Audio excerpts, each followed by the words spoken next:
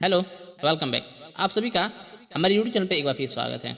आज ऐसे powerful motivated कहानी है जिसे आप सुनकर कहेंगे कि हाँ, परिस्थितियाँ कुछ भी हो लेकिन हमें अपने राह से नहीं भटकना चाहिए। हम जो कर रहे हैं उसमें निस्संदेह दूसरों पे भरोसा नहीं करना चाहिए। एक बार की बात है कि बादलों की हड़ताल हो गई। बादलों ने कहा कि अगले 10 साल तक पानी नहीं बरसेंगे। ये बात जब किसानों ने सुनी तो उन्होंने अपने हल वगैरह पैक करके रख दिए। लेकिन एक किसान अपने नियमानुसार हल चला रहा था। कुछ बादल थोड़े नीचे से गुजरे। किसान से बोले, क्यों भाई, पानी तो हम बरसाएंगे नहीं, फिर क्यों हल चला रहे हो? किसान बोला, कोई बात नहीं, जब बरसेगा तब बरसेगा, लेकिन मैं हल इसलिए चला रहा हूँ कि मैं 10 सालों में कहीं हल चलाना भूल ना जाऊँ। अब बादल भी बात सुन करके घबरा गए कि कहीं हम भी इन 10 सालों में हम बरसना भूल ना जाए। वह तुरंत बरसने लगे और उस किसान की मेहनत रंग लाई और उस किसान की मेहनत जीत गई। जिन्होंने सब पैक करके रख दिया था वो हाथ मलते रह गए।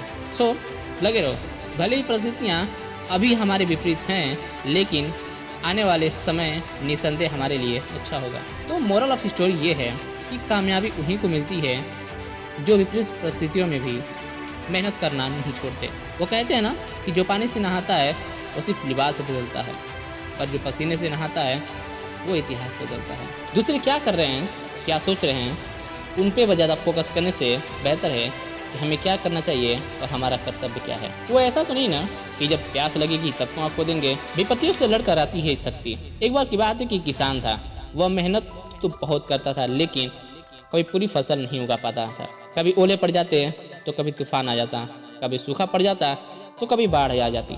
इस पर भगवान से नाराज हो गया। उसने कहा कि मैं तो इतना मेहनत करता हूँ और आप सब गड़बड़ कर देते हैं। बस इतनी सी फसल बचती है कि सिर्फ 2 जून की रोटी चल सके। उसने भगवान से प्रार्थना की, बस 1 साल के लिए ऐसा कर दो कि जब मैं चाहूँ वैसा मौसम हो जाए। भगवान ने स्वीकृति दी। भगवान ने कहा, चलो ठीक है, ऐसा ही कर लो। अब किसान ने मौसम को अपने अनुकूल रखता, जब चाहा धूप रखता, जब चाहा छाव कर देता। सींचना हुआ तो पानी बरसा दिया, बाढ़, सूखा, आंधी, ओले तो पड़ने ही नहीं दिए। जब फसल बड़ी हुई और दानों को कटने के वक्त आए तो किसान हैरान रह गया। बालियों में दान ही नहीं थे। उसने भगवान से पूछा, भगवान आपने ये क्या कर दिया? इस पर भगवान बोले, तुमने इनकी परवरिश तो मेहनत से की, लेकिन उन्हें हवा, पानी, ओले और तूफान जैसी विपत्तियों से लड़ने की तो शक्ति ही नहीं दी। विपत्तियों से मिलती है ऊर्जा और ऊर्जा से ही यह शक्ति विकसित होती है। तो देखा, अगर आप चीज़ें अनुकूल कर देते हैं, परिस्थितियों के अनुकूलतम से इंसान कामयाब नहीं होता। जब खुद पे पड़ती है, जब पड़ती है पत्थर पे चोट तो पत्थर मूरत बनती है। जब तपता है आग में सोना तो वह सोना बनता है। जब घिसता है हीरा तो वह हीरा बनता है।